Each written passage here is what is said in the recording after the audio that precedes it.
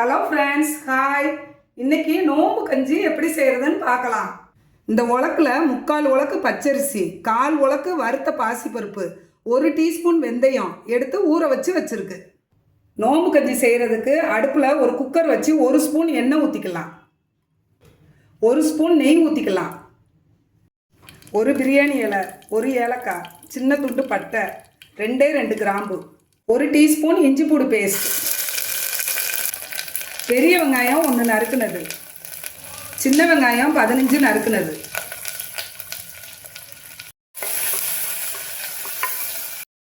அஞ்சு பல் பூடு, 2 பச்சை மிளகாய் கீறினது, 1 தக்காளி பழம் நறுக்குனது. அடுப்பை சிம்மில் வச்சு லேசாக வதக்கினா போதும். கொஞ்சம் ஃப்ரெஷ்ஷான புதினா தலை சேர்த்துக்கலாம். இந்த உலக்கில் 8 உலக்கு தண்ணி சேர்த்துக்கலாம். தண்ணி கொதி வரட்டும். உலக்கு காஞ்சிருச்சு. அரிசி, பருப்பு, வெந்தயம் கழுவி ஊற வச்சதை சேர்த்துக்கலாம்.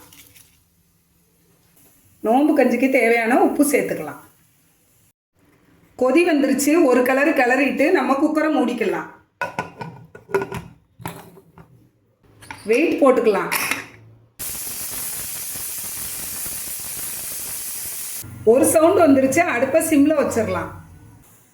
அடுப்பை சிம்மில் வச்சு 10 நிமிஷம் ஆகுது. அடுப்பை ஆஃப் பண்ணிடலாம். கேஸ் ரிலீஸ் ஆயிடுச்சு. குக்கரை திறந்து பார்க்கலாம்.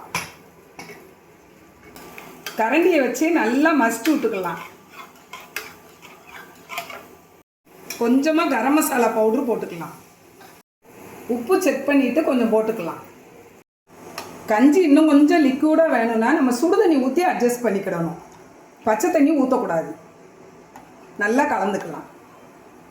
அடுப்பை சிம்மில் வச்சு குக்கரை வச்சுருக்கிறேன். இப்போ கெட்டியான தேங்காய் பால் சேர்த்துக்கலாம்.